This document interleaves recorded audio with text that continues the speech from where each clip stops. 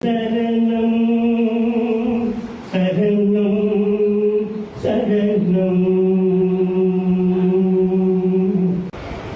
அனுபவங்களை சொல்வதற்காக இங்கே 2 விற்பனர்கள் வந்திருக்காங்க. ஒருவர் அன்பிற்குரிய அடியார் ஆதிராமுல்லை அவர்கள், இன்னொருவர் நம்ம சன்மார்க்க தங்கள் பொலியரசி அசோகன் அவர்கள். ஆதிராமுல்லை அவர்கள் உண்மையிலேயே இந்த நிறுவனத்தின் மீது இதை பயிற்சி களமாகவே கொண்டு நம்மோடு எப்போதும் அன்பாகவே இருக்கக்கூடியவங்க. கணியப்படிகளார் வாழ்ந்த காலத்திலேயே அங்கு அவங்களோடு பேசி அவங்களுடைய ஆசீர்வாதத்துக்கு பரிபூர்ணமாக ஆளானவர்கள். அவர்களை வருக வருக வருக வருக வள்ளலாரிலேயே அவங்க PhD பண்ணியிருக்காங்க. அருட்பாவை எடுத்துன்னு அவங்க பண்ணாங்க. அதை இங்கே உட்கார்ந்து தான் பண்ணாங்க போதுதான் எங்களுக்கு எப்பவுமே அவங்க வந்தாதான் இந்த விழா நிறைவடையும். ஏன்னா அவங்களோட இருந்தவங்க, அருட்பாவோட பயணித்து ஆராய்ச்சியில் ஈடுபட்டவங்க, அவங்க இங்கே வருவது எங்களுக்கு நிறைவுக்கு நிறைவாக இருக்கும் என்கின்ற எண்ணத்தோடு தான் அவங்க ஒவ்வொரு தடவையும் அவங்களை நாங்கள் வந்து கூப்பிடுவோம். ஏன்னு கேட்டால் அவங்க இயல்பாகவே இந்த இடத்தின் மீது அவங்களுக்கு ஒரு அன்பு உண்டு. வள்ளலார் மீது இன்னும் ஒரு அன்பு உண்டு. அவங்களோட பேசி பார்க்கிறவங்களுக்கு தான் தெரியும். ஏதாவது ஒரு சிரமம் பிடிக்கும்னா நான் நேரே வள்ளலார்ட்ட கேட்டுருவேன் அப்படின்னு சொல்லி சொல்லுவாங்க. சாதாரண ஒரு பெரிய ஆண்ட பேசுறதுக்கே நமக்கெல்லாம் சிரமமா இருக்கு. நீ வள்ளலார்ட்டே நேரம் கேட்டுற மாதிரின்னா அதெல்லாம் எவ்வளவு ஒரு தைரியம் இருக்கணும். உண்மை இருக்குமே. ஆனால் நீங்க யார் வேணுமானாலும் பேசலாம். நீங்க உண்மையா இருக்கீங்க, சத்தியமா இருக்குன்னா யார்கிட்ட வேணாலும் பேசலாம். இவங்ககிட்ட தான் ஏன் அதுல என்ன இருக்கு? சத்தியமா இருக்கிறவங்களுக்கு துணையாக தெய்வமே நிற்கும். ஆதலினால அவங்க இல்லை, அதுதான் பெருசு. அந்த வகையில அந்த ஜோதியினுடைய சிறப்பை பற்றி சொல்வதற்கு ஓதி ஓதி ஓதி ஓதி உணர்பவர்கள் நிறைய பேர் இருக்கிறார்கள். ஓதாது உணர்ந்த வழித்தடத்தில் வந்தவர் மலர் பெருமான் அவர்கள். இந்த ஜோதியை பற்றி, அதனுடைய சிறப்பை பற்றி நாம் எல்லோரும் கேட்பதற்கு அனித்தமாக இருக்கின்றோம் என்பதை சொல்லி அவர்களை வருக வருக வருக என அருளாமுதம் தருக தருக.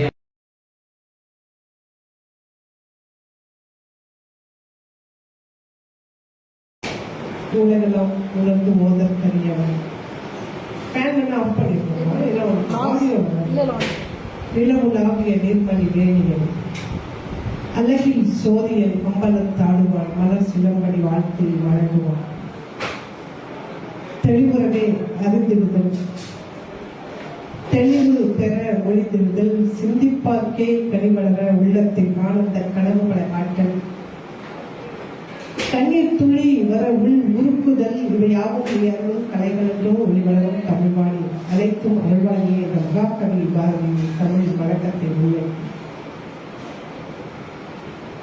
இந்த 155வது தைப்பூச திருவிழாவை சீரும் சிறப்புமாக நடத்தி கொண்டிருக்கின்ற நெசப்பாக்கம் தொண்டு நிறுவனத்தின் தலைவர், போற்றுதலுக்கும் மரியாதைக்கும் உரிய ஐயா மாணிக்கம் அவர்கள், இந்த நிறுவனத்துடைய செயலாளர் ஐயா பாபு அவர்கள், எனக்கு பொன்னாடை அணிவித்து நான் பார்த்திருக்கிற அம்மாவை கீழே வகித்துக் கொண்டிருக்கக்கூடிய மொழியரசி அசோகன் அவர்கள், மாணிக்கம் ஐயாவுக்கு ஒரு மணிமேகலையாக எல்லாவற்றையும் வழங்கி கொண்டிருக்கின்ற. ஏன்னா ஒரு உணவை மட்டும் சொல்ல முடியாது. பெண்கள் தைரியத்திலிருந்து எல்லாவற்றையும் ஆண்களுக்கு கொடுப்பவர்கள் பெண்கள் தான். இந்த பெண்ணையும் பேசலாம் என்றாலும் மனிதர்களை என்பதனால அந்த விஷயத்தை நான் சொல்றேன். அதே போல இந்த ஒவ்வொருவருடைய பெயரும் எனக்கு ஓரளவுக்கு தெரியும் என்றாலும் தவறாக சொல்லிவிடக் கூடாதே என்பதனால ஒரு பாதுகாப்பு உணர்ச்சியோடு உங்கள் அத்தனை பேருடைய பாதார வித்தங்களை வணங்கி என்னுடைய உரையை நான் தொடங்குகின்றேன். ஒரு தைப்பூச திருவிழா இங்க தமிழ்நாடு மட்டுமல்ல, உலகெங்கும் பார்த்தீங்கன்னா முருகனை கொண்டாடி கொண்டிருக்கிறார்கள். முருகனுக்கு ஞான வேலை பார்வதி அவர்கள் வழங்கிய நாள் இந்த நாள். அதுதான் ரொம்ப முக்கியமானது. அதே போல முருகன் வள்ளியை மணந்து கொண்ட நாள் இந்த நாள் தான் சொல்லுவாங்க. நமக்கு சன்மார்க்கிகளை பொறுத்த வரைக்கும் பார்த்தீங்கன்னா பெருமாள் ஒளியோடு கலந்து நம்மோடு கலந்திருக்கக்கூடிய இந்த நாள் முக்கியமான நாள் சன்மார்க்கிகளுக்கு. ஞான வேலை வழங்கிய நாள்னு சொன்னாவே நமக்கு ஒரு பெரிய அது என்ன ஞான வேலை, ஏன் ஞானத்தை, அதற்கு தொடர்புடையதுதான் நம்முடைய இந்த சபை, ஞான சபை என்பது. அந்த நாள்ல தானே ஞானவேல் முருகனுக்கு பார்வதி தேவியார் ஞானவேல் வழங்கிய அந்த நாள்ல தான் திரை விலக்கி ஞான சபையில இறைவனை காட்டிய நாளாக பெருமாள் காட்டியிருக்கிறாங்க. அப்ப அந்த ஞானத்துக்கும் இந்த ஞானத்துக்கும் தொடர்புடையதாக தான் நம்ம பார்க்க முடியுது. இந்த பெயரையே ஞான சபைன்னு வைக்கிறாங்க. இதை பத்திலாம் நம்ம ரொம்ப தெளிவா சிந்திக்கத்தான் வேண்டியிருக்கு. எல்லா கடவுள்கள் கிட்டையும் ஆயுதங்கள் உண்டு. பார்வதிகள் எடுத்துக்கிட்டா சூழ்நாயுதம் வச்சிருப்பாங்க, சிவன் மண்ணு வச்சிருப்பாரு. ஒவ்வொரு கடவுளும் ஆயுதங்கள் உண்டு. ஆனா எந்த ஆயுதத்துடைய பெயரையாவது குழந்தைகளுக்கு சூட்டுகிறார்களா? ஆனால் முருகனுடைய கையில் இருக்கக்கூடிய வேலின் பெயரை ரொம்ப மகிழ்ச்சியா வேலாயுதம், ஞானவேல், குமரவேல், கந்தவேல் என்றெல்லாம் அந்த ஆயுதத்தின் பெயரை குழந்தைகளுக்கு சூட்டுகிறோம் என்றால் அது ஆயுதம் அல்ல, அது ஞானத்தை தரக்கூடிய ஆயுதம். அதனாலதான் முருகனுக்கு குழந்தைக்கு, சின்ன குழந்தைக்கு ஞானத்தை கொடுக்கறதுக்காக அதை வழங்கியிருக்காங்க. நம்ம அப்படிதான் சிந்திக்க வேண்டியிருக்கு. அந்த ஒரு அற்புதமான ஒரு நாள்ல அதனாலதான் அருணகிரிநாதர் வேல் மாறல் பாடுவார். வேலுக்கு தனியா ஒரு 10 பாட்டு பாடுவார். வேல் மாறல், வேல் விருத்தம் என்று 2 பதிகத்தை பாடுவார் அருணகிரிநாதர்.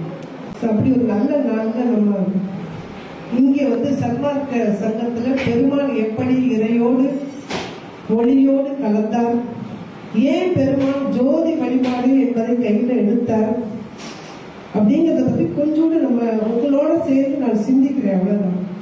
ஏன்னா எனக்கு பெருசா நான் இங்கே கற்றுக்கொள்ள வந்தவள் தான், அன்று முதல் இன்று வரை. அப்ப கத்துக்க வரும்போது நம்ம என்ன பண்றோம் அப்படின்னா டிஸ்கஸ் பண்றோம், எல்லாரோடும் கலந்து ஆலோசித்து பேசி இதுவாக இருக்கலாமோ அதுவாக இருக்கலாமோ நம்ம யோசிக்கிறோம். அவ்வளவுதான். இந்த 7 திரைகள் விலக்கி இன்னைக்கு பாத்தீங்கன்னா வடலூர்ல அவ்வளவு பிரம்மாண்டமா நடந்துச்சு. ஒரு 5 நிமிடம் தொலைக்காட்சியை போடுற நம்ம ஆளுநர் அவர்கள் அங்க உட்கார்ந்து வணங்கிட்டு இருக்கிறாங்க. அவருக்கு ஒரு கொடுப்பினை.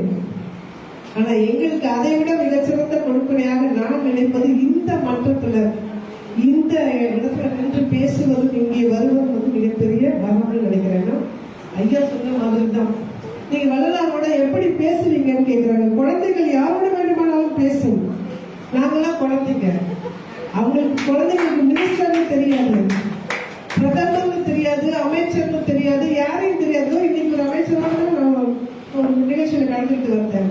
அங்கேயும் இப்படித்தான் இருப்போம். நாங்க எங்கேயும் யாருக்கு அந்த அச்சம் அதெல்லாம் நாங்க கொள்வது இல்லை. ஏன்னா நாங்கள் குழந்தை மனத்தோடு இருந்து கொண்டிருக்கிறோம். எனக்கு ஐயா சொன்னதுனால இந்த விஷயத்தை சொல்லணும்னு நினைக்கிறேன். நான் பிஹெச்டிக்கு ஆரம்பிச்ச போது என்னுடைய நெறியாளர் கைடு சொல்லிட்டாரு, வள்ளலாறுல எனக்கு எதுவுமே தெரியாது, நீங்களா பண்ணிக்க முடியுமான்னு கேட்டாங்க. பரவாயில்லையா, நம்ம எப்பவுமே அப்படின்னு சொல்லுவோம், நானே பண்ணிக்கிறேன்யா, நான் கையெழுத்து மட்டும்தான் போடுவேன். சரின்னு சொல்லிட்டு இங்க சுந்தரமையான இந்த இடத்துல நிறைய முறை பேசி வரவர் சீவே சுந்தரமையா. அவர்கிட்ட போயிட்டு எனக்கு சில சந்தேகங்கள் வரும்போது போய் கேட்பேன், ஐயா ஏன் சாமி வள்ளலார் இப்படி எழுதியிருக்கிறாரு, பொதுவாக இருக்கக்கூடிய கருத்துக்கும் வள்ளலார் எழுதக்கூடிய கருத்துக்கும் எல்லாமே வேறுபடதான் இருக்கும், இப்ப ஏன் இப்படி எழுதிருக்கிறாருன்னு கேட்கும் போது அவர் சொல்லக்கூடிய பதில் என்ன அப்படின்னா, நீ போய் வீட்டுல உட்கார்ந்து வள்ளலார நினைச்சு கண்ணை மூடி உட்காரு, உனக்கு தானா பதில் கிடைக்கும். உண்மையில நான் அப்படித்தான் நான் பதில்களை பெற்றேன், அப்படித்தான் என்னுடைய பயிற்சியை, என்னுடைய முனைவர் பட்டத்தை நான் பெற்றேன்னு சொல்லணும். இப்ப கூட பாத்தீங்கன்னா யார்கிட்ட நம்ம என்ன கேட்க முடியும், நாம வாசித்து வாசித்து அனுபவத்தின் ரீதியாக நம்ம பேசுவோம். ஆனால் ஏன் இப்படி சொன்னீங்கன்னு பேசும்போது நம்மை அறியாம நமக்கு சில செய்திகள் கிடைக்கும். சும்மா எதுவும் செய்தி கிடைக்கும்னு சொல்லுவாங்க, அந்த கதை தான் இந்த கதை. ஜோதி ஒரு அற்புதமான தலைப்பு கொடுத்துருக்காங்க, ஜோதி உணர்வு அருண் ஜோதி. நான் ஏன் இந்த தலைப்பு கொடுத்தேன்னா, அதுக்கு ஒரு மாசத்துக்கு முன்னாடி ஒரு கிறிஸ்துவ ஆலயத்துல வள்ளலாருடைய ஒளி வழிபாடை பற்றி பேசுங்கன்னு கேட்டாங்க. ஒரு கிறிஸ்துவ ஆலயத்துல எல்லா சமயத்தையான கிறிஸ்துவர்கள், இஸ்லாமியர்கள், சமணர்கள், பௌத்தர்கள் எல்லாரையும் கூப்பிட்டு பேச சொன்னாங்க. அதுல என்ன வள்ளலாருடைய ஒளி வழிபாட்டை பற்றி பேசுங்கன்னு சொன்னாங்க. ஏன் ஒளி வழிபாட்டை கையில எடுத்தாரு அப்படின்னு ரொம்ப சிம்பிள் தான். ஆனா அது ஒரு வரலாற்று மூலமாக நம்ம பார்க்கணும். வேதாரண்யம் எடுத்தாரு அப்படின்னு. நமக்கு இந்த மேடையிலேயே நான் பலமுறை சொல்லியிருக்கிறேன், இங்க வந்து அதாவது இந்தியா அடிமை நாடாக இருந்தது, ரொம்ப ஏழ்மையில இருந்தது, வறுமையில இருந்தாங்க, சாப்பாட்டுக்கு வழி இல்லாம இருந்தாங்க மக்கள். அப்படி மக்கள் இருந்த காலகட்டத்துல ஒரு இவர் சொல்றாரு, சோசமி சுந்தரமையா தான் ரொம்ப அழகா சொல்லுவாங்க, ஆகாயத்துல இருந்து ஒரு ஜோதி வந்தது, அந்த ஜோதி இரண்டாக பிரிந்தது, அந்த இரண்டாக பிரிந்ததுல ஒரு ஜோதி வடநாட்டுக்கு போயிடுச்சு, இன்னொரு ஜோதி தென்னாட்டுக்கு வந்தது, தென்னாட்டுல வந்து சிவன் வழிபாடு, தென்னாடுடைய சிவனே போற்றி, அதனால தென்னாட்டுக்கு வந்த ஜோதி வந்து ராமலிங்கமாக மாறியது, வடநாட்டுக்கு போன ஜோதி வடநாட்டுல ராமனும் கிருஷ்ணனும் தான் அங்க ராமகிருஷ்ணனாக மாறியதுன்னு சொல்லுவாங்க. அப்படித்தான் பாத்தீங்கன்னா அப்போ 4 அமைப்புகள் தோன்றியது. அந்த அமைப்புகள் பத்தி எல்லாருக்குமே தெரியும். ராஜாராம் மோகன் ராய்னு ஒருத்தர் வந்தாரு. அவர் வந்து பிரம்ம சமாஜம்னு ஒரு சமாஜத்தை ஆரம்பிச்சாரு. அதுக்கப்புறம் வந்ததே வந்து வள்ளலாரோட சமரச சுத்த சன்மார்க்கம், அது 1865 ஆரம்பிக்கிறாங்க. தயானந்த சரஸ்வதி சுவாமிகள் ஒருத்தர் வர்றாங்க. அவர் வந்து ஆரிய சமாஜத்தை ஆரம்பிக்கிறாங்க.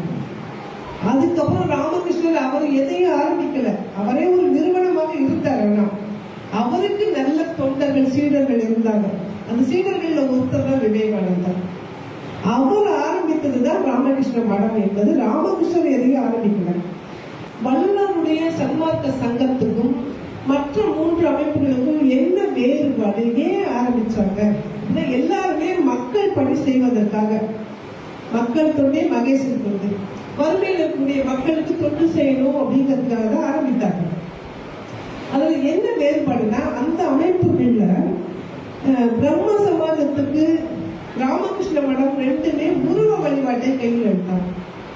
உருவ வழிபாடு ரொம்ப முக்கியமானது அப்படின்னு. ஆரிய சமாஜம் இல்லவே இல்லை, நாங்கள் அருவ வழிபாட்டை தான் எடுப்போம்னு சொன்னாங்க.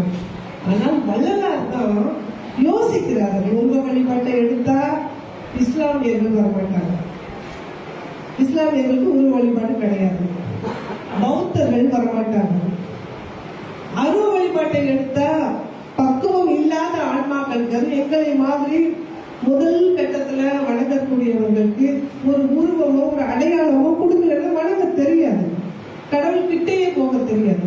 அதனால உருவமும் வேண்டாம், அருவமும் வேண்டாம், அரு உருவமாக. இப்ப நீங்க ஒளி ஜோதின்னு பாத்தீங்கன்னா உங்களுக்கு உருவமும் இருக்கு, ஜோதி என்பது ஒரு உருவமா தெரியுது, அதே சமயம் அது முழுமையான உருவமும் கிடையாது. அதனால அரு உருவமாக ஒரு வழிபாட்டை கையில வல்லபெருமானார் எடுத்தார்.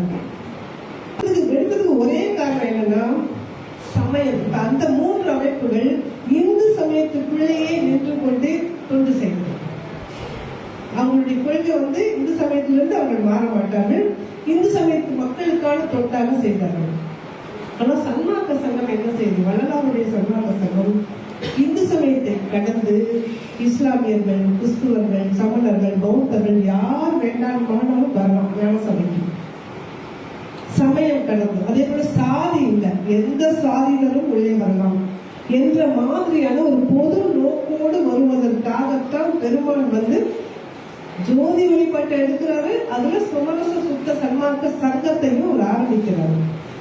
ஜோதியை வழிபட்டா எல்லாரும் வருவாங்க. இப்ப இஸ்லாமியர்கள் நீங்க பாத்தீங்கன்னா அவங்களுக்கு வெற்றிடத்தை தான் அவங்க வழிபடுவாங்க. அப்ப இங்கேயும் வெற்றிடமாக இருக்கிறதுனால அது அவங்களுக்கு ஏற்புடையதாக இருக்கும் அப்படின்னு அவங்க நினைக்கிறாங்க. இப்ப இந்த சன்மார்க்கம்ங்கிறது என்ன புதுசா நமக்கு?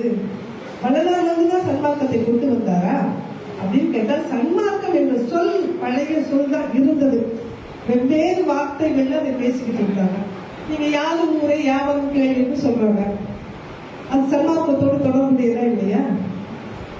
சன்மார்க்கம் சேரக்கூடிய எல்லா ஊர் மக்களையும் உறவினர்களாக எல்லாரையும் நினைக்கிறது வந்து சன்மார்க்கம் தான். அதுக்கப்புறம் நீங்க பாத்தீங்கன்னா திருமூலர் சொல்லுவாரு, அன்பே சிவம்னு சொல்லுவாரு. சன்மார்க்கத்துடைய கொள்கை என்ன?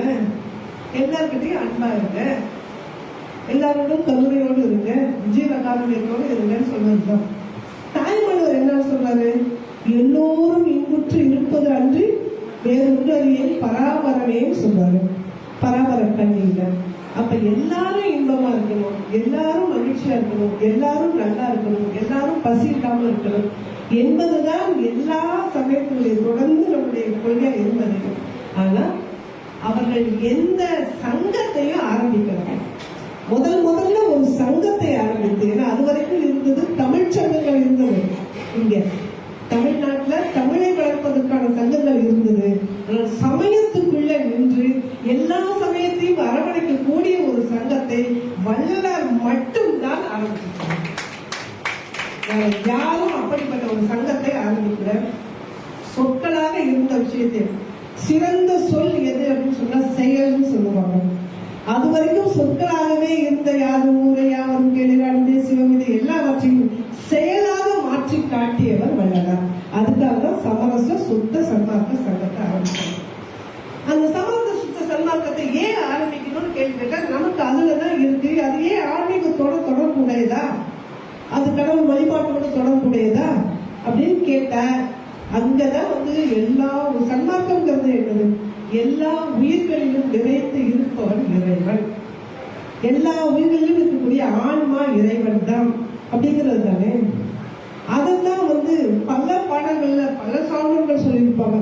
உயிர்கள் எல்லாம் தெய்வம் அன்றி பிற ஒன்று இல்லை, உயிர்கள் எல்லாம் தெய்வம் அன்றி பிற ஒன்று இல்லை, ஊர்வலமும் பரப்பளவும் நேரே தெய்வம். பாரதியார் சொல்றாரு, உயிர்கள் எல்லாம் தெய்வம் அன்றி பிற ஒன்று இல்லை, ஊர்வலமும் பரப்பளவும் நேரே தெய்வம், பயிலு வகை மட்டுமன்றி இங்கே பல பலவாய் தோற்றம் கொண்டு இருக்கின்ற வெயிலளிக்கும் ரவி, மதி, விண்மீன், மேகம் என்று பல பலவாய் தோற்றம் கொண்டு இருக்கின்ற அத்துணையும் தெய்வம் கண்டிருப்பார். கடைசியில இப்படி சொல்லி முடிப்பார், எழுதுகோளும் தெய்வம் எழுத்தும் தெய்வம். அப்ப இங்க இருக்கக்கூடிய அசைவன அசையாதன எல்லாமே எல்லாத்துக்குள்ளேயும் இறைவன் இருக்கிறான். எல்லாத்துக்குள்ளேயும் இருக்கக்கூடிய ஒரு பாறை இருக்கு அப்படின்னா, அந்த பாறைக்கு ஒரு ஆன்மா இருக்கிறது. அந்த ஆன்மா தான் இறைவன். அப்ப அந்த இறைவனை நம்ம எப்படி பார்க்கணும், ஜீவகாரண்யத்தோட பார்க்கணும். அதுக்காகத்தான் சமரச சுத்த சன்மார்க்க சங்கத்தை கண்டுபிடிச்சாரு. சொன்னார், பரப்பனவும் ஊர்வலமும் சொல்லும் போது எனக்கு ஐயா இப்ப ஒரு நபரை பற்றி சொல்றாங்க. எனக்கும் ஒரு நபரை பற்றி ஞாபகம் வருது. ஊர்வலமும் பரப்பனவும் வேறே தெய்வம்னு சொன்னா, இங்க ஊர்வல பரப்பனவும் வேற மாதிரி தான் இங்க பயன்படுத்துறாங்க. ஒரு கவிஞர், அப்படியே சொல்ல விரும்பல, கேட்ட உடனே கவிதை தரக்கூடிய கவிஞர் அவர். இது பிரபலமான கவிஞர். ஒரு வார இதெல்லாம் அவர்கிட்ட கவிதை கேட்கிறாங்க. 10 நாளா முயற்சி பண்ணாரு, ஒரு கவிதை கூட வரல. கவிதை எல்லாம் ஈஸியா வரக்கூடியது அல்ல. நினைச்ச மாத்திரத்துல கவிதை எழுத முடியாது. கவிதை எழுதுவதற்கு என்று ஒரு மனம் வேண்டும். நமக்கு திடீர்னு தூணும் கவிதை, ஒரு இரவுல தூணும் எரிச்சு உட்கார்ந்து எழுதும். அப்படி இல்லைன்னா கவிதை போயிடும். காலையில் எடுத்துட்டு போது ஒரு கவிதை இருக்காங்க. அப்ப 10 நாளா அவருக்கு கவிதை வரல. அவர் இப்படி யோசிச்சுட்டே உட்கார்ந்து இருக்கிறாரு. அவங்க வீட்டுக்கு ஒரு உறவினர் வராரு. வரும்போது இந்த ஊர்வலமும் பரப்பளவும் வேற தெய்வம்னு சொல்லல, ஒரு தெய்வத்தை சுட்டு கொண்டு வந்தார் கையில். ஒரு பறக்கக்கூடிய ஒரு பறவையை கையில் எடுத்துட்டு வர்றாரு. எடுத்துட்டு என்ன சொல்றாரா, மச்சான் உனக்கு புதுசா ஒரு பறவை வந்தா பிடிக்கும்ல சாப்பிடுறதுக்கு, அதனால எங்க ஊரு கண்மாய் இருக்கும். அந்த கண்மாய்க்கு வலசை வந்துச்சு ஒரு பறவை. வலசை என்ன தெரியுமா, வேறு நாட்டில் இருந்து இந்த நாட்டுக்கு பார்க்க வரக்கூடிய பறவை. கொஞ்ச நாளுக்கு வசிச்சுட்டு, அந்த குளிர் அதிகமா இருக்கும், அந்த குளிருக்காக இங்க உஷ்ணமாக்கக்கூடிய பகுதிக்கு வரக்கூடிய பறவை. அந்த பறவை ஒண்ணு வந்துச்சு, உனக்காக சுட்டு எடுத்துட்டு வந்துட்டாங்க. இப்ப யோசிச்சு பாருங்க, அந்த மனுஷனுடைய நிலைமை எப்படி இருக்கும். அது வரைக்கும் அவருக்கு கவிதை வரல, ஆனா உடனே அவருக்கு கவிதை வந்துச்சாமா. ஏன்னா அசைவம் உண்பவனை கூட அசைக்க வைக்கக்கூடிய தருணம் அது. பொழப்புக்காக, உயிரை காப்பாற்றிக் கொள்வதற்காக, குளிரிலிருந்து தன்னை காப்பாற்றிக் கொள்வதற்காக ஒரு பறவை வருது ஒரு ஊருக்கு ஊரு. அந்த பறவையை சுட்டு தின்னுவது கொள்ளுவதுங்கிறது எவ்வளவு பெரிய ஒரு மோசமான மனநிலை இருந்தா நடக்கும். அந்த மனநிலையில அவருக்கு கவிதை எழுந்தாரு. அந்த கவிதைக்கு பேர் சிறகாயனம். சொல்ல வேண்டிய அவசியம் இல்லை. ஐயா இப்ப எனக்கு இந்த ஞாபகப்படுத்திட்டாங்க, அதனால எனக்கு அதை சொல்லணும்னு தோணுது. ஒரு முக்கியமான செய்தி சொன்னாங்க, அது அப்புறமா உங்களுக்கு சொல்றேன். அந்த பறவையை பார்த்து ஒரு கவிதை எழுதுறாரு. துப்பாக்கி கண்டதும் தூக்க கைகள் இல்லாத நீ சிறகை தூக்கி இருப்பாய்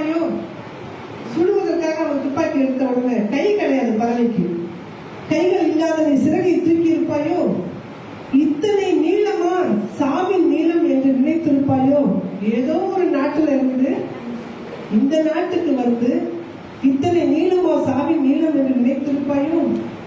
விருந்தாளியை சமைப்பது என்ன கலாச்சாரம் என்று வருந்தி இருப்பாயோ? விருந்தாவதவங்களை சமைக்கிறது. இறை தேடி வந்து இரையாகும் நிலை எண்ணி அழுதிருப்பாயோ? இறைக்காக தான் வந்துச்சு. சமுத்திரம் கடக்க முடிந்த என்னால் கண்மாய் கடக்க முடியவில்லையே என்று கலங்கி இருப்பாயா? சமுத்திரம் கடக்க முடிந்த என்னால் கண்மாய் கடக்க முடியவில்லையே என்று கலங்கி இருப்பாயோ? நிறைய பெரிய கவிதை. கடைசியில் சொல்வார், அகிம்சா தேசம் போய் வருகிறேன் என்று விடை பெற்றதை எண்ணி விம்மி இருப்பாயோ? இது அகிம்சா தேசம். காந்தியடிகளால் அகிம்சையை கொண்டாடிய தேசம் இது. அகிம்சா தேசம் போய் வருகிறேன் என்று சொல்லி விடை பெற்றதை எண்ணி விம்மி இருப்பாயோ அப்படின்னு பெருசா எழுதிட்டு கடைசியில இப்படி சொல்லி அவர் முடிப்பார், என் இறுதி கல்லறை மண்ணோ மனித வயிறோ, என் இறுதி கல்லறை மண்ணோ மனித வயிறோ என மருகி இருப்பாயோ சொல்லிட்டு முடிக்கிறாரு. என் பிரார்த்தனை எல்லாம் இதுதான், சிபி சக்கரவர்த்தி இந்த ஊர்க்காரன் தான் என்பது அந்த பறவைக்கு தெரியாமல் இருப்பதாக. சிபி சக்கரவர்த்தி என்ன செஞ்சாருன்னு தெரியும் எல்லாருக்கும் தெரியும்ல. பறவையுடைய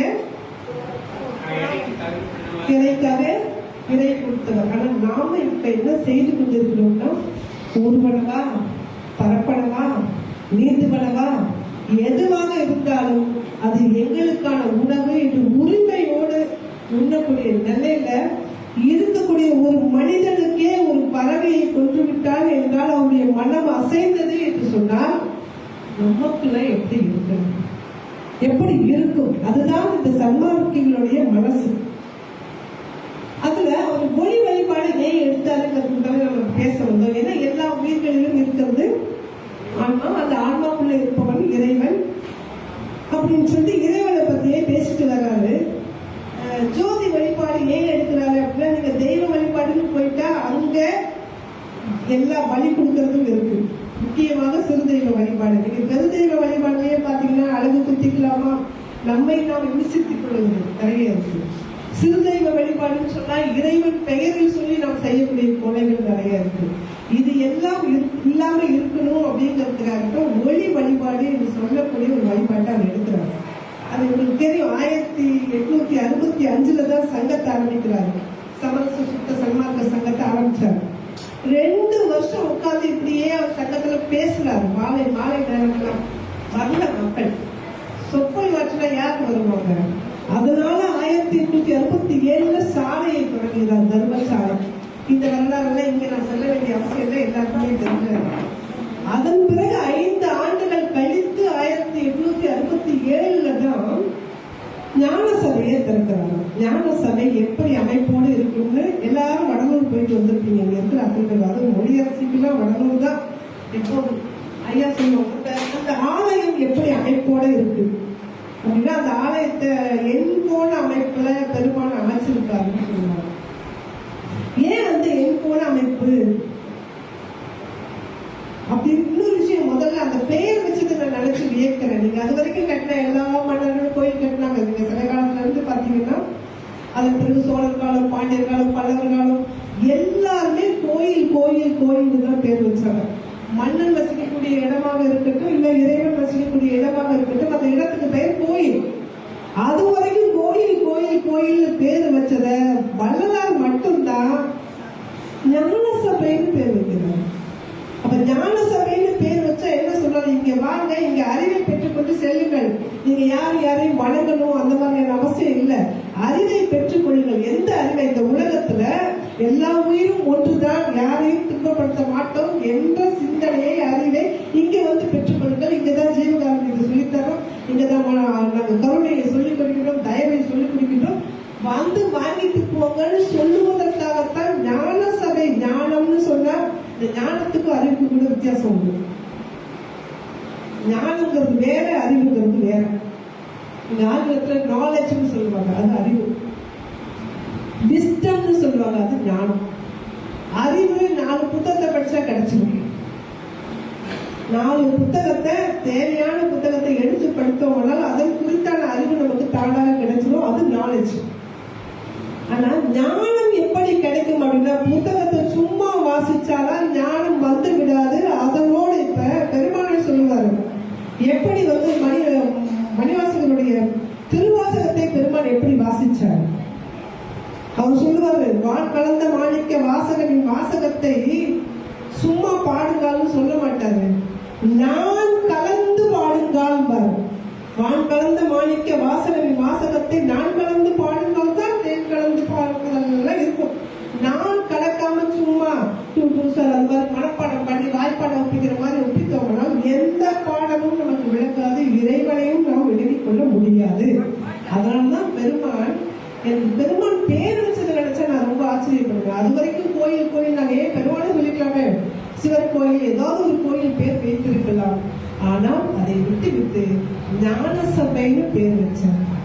ஞான சபைன்னு பேர் வச்சது மட்டும் இல்லாம அந்த கோயிலுக்கு ஒரு புதிய வகையான அமைப்பை கொண்டு வருகின்றார் பெருமாள். 8 கோணத்துல ஒரு கோயிலை கட்டுறதுன்னா வித்தியாசமா இருக்குது.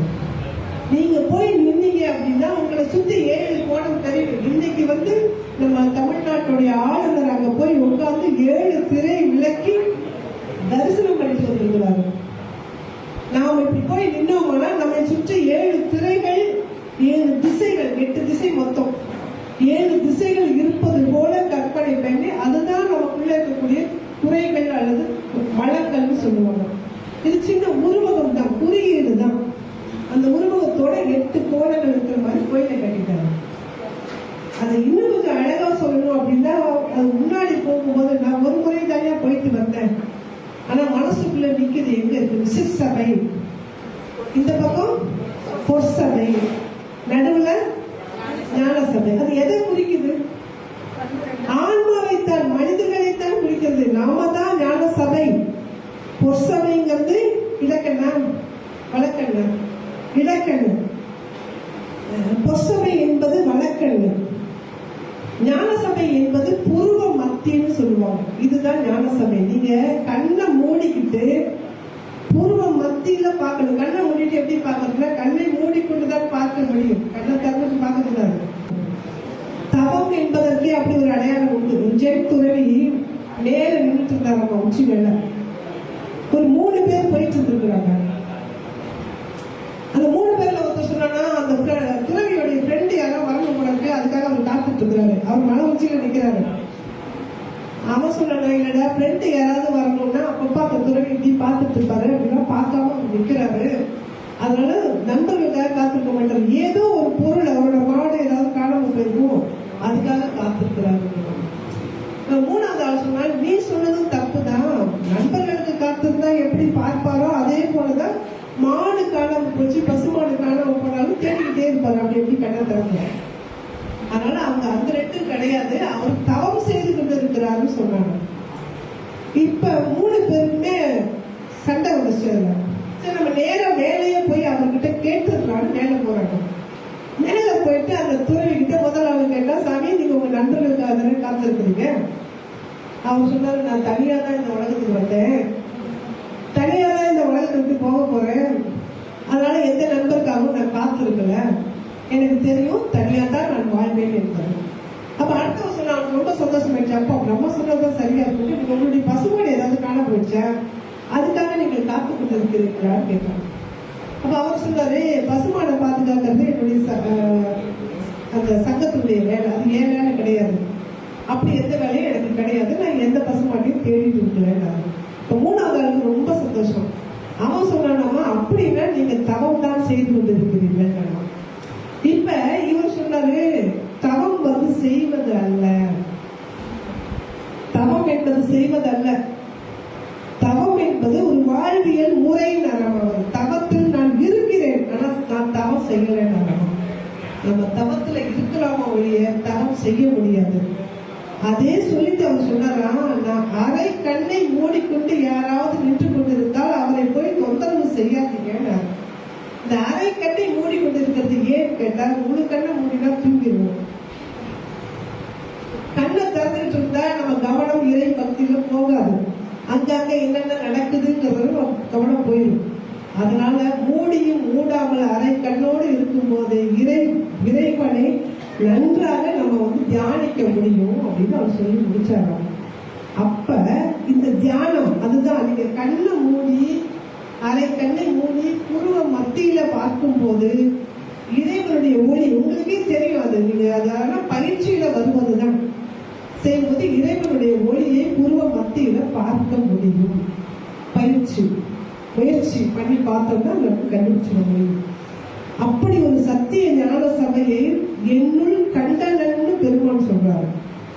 அவர் உள்ள சத்திய ஞான சபையை பார்த்தார், அவர் அருளாளர். ஆனால் நாமும் முயற்சி செய்தால் பார்க்க முடியும். அந்த ஞான சபை ஒவ்வொருவருடைய ஆன்மாவிலும் இருக்கிறது. அதனாலதான் ஒவ்வொருவருமே கடவுள் என்று வள்ளலார் சொல்றாரு. அத இந்த இடது கண் சந்திரன் சூரியன்கிறது வள்ளலார் மட்டும் இல்லை, இதுக்கு முன்னாடியே சொல்லியிருக்கிறாங்க. இடது கண்கள் சந்திரன், வலது கண்கள் சூரியன், இடக்கை சங்கு சக்கரம், வலக்கை சூளம் மழு, எடுத்த பாதம் நீள்முடி, என் திசைக்கும் அப்புறம் உள் கலந்து நின்ற மாயம் யாவர் காண வல்லவை. நம்ம கண்ணுக்குள்ள இடது கண்ணுல சந்திரன், வலது கண்ணுல சூரியன், இது எல்லாம் நம்மகிட்டே இருக்கு. ஆனா உணர்ந்து பார்ப்பதற்கு நமக்கு தெரியல அப்படிங்கறத சிவவாக்கியார் சொல்லுவார். அழகா, ரொம்ப அழகா சொல்லுவார். ஓடி ஓடி ஓடி ஓடி இங்கே நான் சொல்ல வேண்டியது இல்லை. அது உட்கலந்த ஜோதியை நாடி நாடி நாடி நாடி நாட்களும் கழிந்து போய் வாடி வாடி வாடி வாடி வாடி வாடி மாண்டு போன மாந்தர்கள் இருக்கல, போயிட்டாங்க. பார்க்க முடியாம பேச முடியாம அப்படியே இருந்து இருந்து கண்டுபிடிக்க முடியாம போயிட்டாங்க. வாடி வாடி வாடி வாடி மாண்டு போன மாந்தர்கள் ஒன்னு ரெண்டு பேர் இல்ல, கோடி கோடி கோடி கோடி கோடி கோடி கோடி ஏங்குறாரு. ஒருத்தர் ரெண்டு பேர் இல்ல. இறைவனை பார்க்க வேண்டும் என்ற எண்ணம் இருந்தாலும் முயற்சி இல்லாம பார்க்காம கண்டுபிடிக்க முடியாமல் மாண்டு போனவர்கள் தான் இந்த ஒரு கோடி பேர். கோடி கோடி பேர், ஒருத்தர் ரெண்டு பேர் இல்ல. அப்படிப்பட்ட கூட்டத்துல நாம இருக்கிறோமா, அல்லது பெருமாள் சொன்ன மாதிரி சிறு முயற்சியாவது நாம் செய்கின்றோமா என்பதுதான் இங்க நமக்கு முன்னாடி இருந்த கேள்வி. இப்ப அப்படியே இதை சொல்லிட்டு இருக்கும் போது இந்த ஜோதி வழிபாடு கூட புதியது இல்லை, ரொம்ப பழைய வழிபாடு தான். நீங்க சைவத்துல எடுத்துக்கிட்டீங்கன்னா எல்லாரும் ஜோதி வழிபாடு சொன்னவங்க தான். சொற்றுலை வேதியன் சோதி வானவன் பாரு அப்பர் சுவாமிகள் சொல்லும்போது, அது எப்படி கற்றுளை கூட்டி ஒரு கடலில் பாய்ச்சிலும் நற்றுளையாவது நமசிவாயமேன்னு சொல்ல வந்த அப்பர் சாமிகள் என்ன சொல்றாரு? சோதிவானவன், ஜோதியானவன் தான் கடவுள் அப்படின்னு சொல்றாரு. இன்னொரு பாட்டை சொல்ற, நிறைய பாடல்களுக்கு ஜோதியை பத்தி. இரு நிழலும் விசும்பும் விண்டும் ஏழு உலகம் கடந்து அண்டத்துக்கு அப்பால் நின்ற பேரொழியேங்கிறாரு. இரு நிழல், விசும்பு, பூமி இதெல்லாத்தையும் கடந்து அண்டங்கள்ல இருக்கு. அண்டம்னா யூனிவர்ஸ். அந்த யூனிவர்ஸையும் கடந்து அதற்கும் அப்பால் நின்றிருக்கக்கூடிய பேர் ஒளிதான் இறைவன் என்று அப்போதே அப்பர் சாமிகள் சொல்லியிருக்கிறார். நாவுக்கரசர். இப்ப நாவுக்கரசர் அப்படின்னு சொன்னா, துஞ்சு நாள் துறந்து தோற்றமும் இல்லா சுடர் விடு சோதிங்கிறாரு ஞானசம்பந்தர். துஞ்சு நாள் அப்படின்னா மறைவு. இறைவனுக்கு ஆதியும் இல்லை, அந்தமும் இல்லை, தோற்றமும் இல்லை, மறைவும் இல்லை சிவபெருமானுக்கு. அப்படி தோற்றமும் மறைவும் இல்லாத அந்த இறைவன் சுடர் விடு சோதியாக இருப்பவன் ஞானசம்பந்தர் சொல்றார். இப்ப ஜோதி வழிபாடு புதுசு கிடையாது நமக்கு, ஆனா பழசுதான். இதுல திருமூலர் சொல்வாரு, எது சிவன் சொன்னா இலங்கியது எப்படி அவ்வொளி சிவம் அப்படிங்கிறார். எங்கெல்லாம் ஒளி இருக்கிறதோ அந்த ஒளி எல்லாமே சிவம் தான் திருமூலர் சொல்லுகிறார். இலங்கியது எவ்வொளி அவ்வொளி ஈசன் அப்படிங்கிறாரு திருமூலர். மாணிக்கவாசகர், வள்ளல் பெருமானுடைய ஞானகுரு மாணிக்கவாசகர் தான்.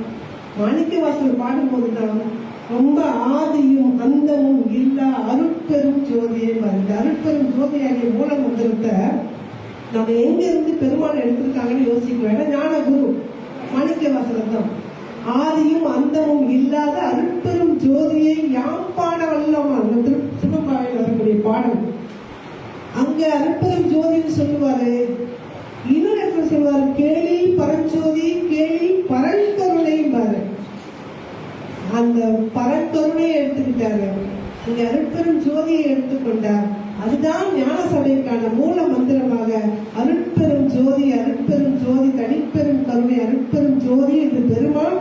ஞானகுருவான மாணிக்க வாசகர்ல இருந்து எளிமையான மந்திரமா இருக்கணும். இறைவன் பெரிய ஜோதி வடிவனாக இருக்கிறவன். அவன் ஜோதி மட்டும் அல்ல, ஜோதினா சுடுபவன் அல்ல இறைவன், கருணையாக இருப்பவன் இறைவன். அதனாலதான் அருட்பெரும் கருணைன்னு சொல்றாரு. அருட்பெரும் ஜோதி தனிப்பெரும் கருணை வடிவானவன் இறைவன். மூல மந்திரத்தை 2 வரியில 4 வார்த்தைகள்ல ஈஸியா எடுத்து நமக்கு கொடுத்து, நீ இதை மட்டும் ஜெபித்துக்கொள் போதுமானது என்று மூல மந்திரத்தை கொடுத்தார். இப்ப இந்து சமயத்துல மட்டும்தான் ஒளி வழிபாடு இருக்கா அப்படின்னு கேட்டா, இந்து சமயத்துல மட்டுமல்ல, இஸ்லாமியர்களையும் ஒளி வழிபாடு அவங்க வெற்றிடத்தை தான் வழிபடுவார்கள். அல்லாவே ஒளி வழிபாடுவன் தான் அங்கேயும் சொல்றாங்க. வானத்திற்கும் பூமிக்கும் ஒளியாக இருப்பவன் அல்லாஹ் அப்படிங்கிறாரு. அல்லாஹ் அப்படின்னு சொல்லிட்டு வானத்திற்கும் பூமிக்கும் ஒளியாக இருக்கணும். அவங்க ஒரு துவான்னு ஒண்ணு பண்ணுவாங்க. நம்ம போய் வேண்டுறோம் இல்லையா, கடவுள்கிட்ட கையை நீக்கிட்டு எனக்கு இதை கொடு அதை கொடு. அப்படி வேண்டும் போது இஸ்லாமியர்கள் கேட்பது எது தெரியுமா?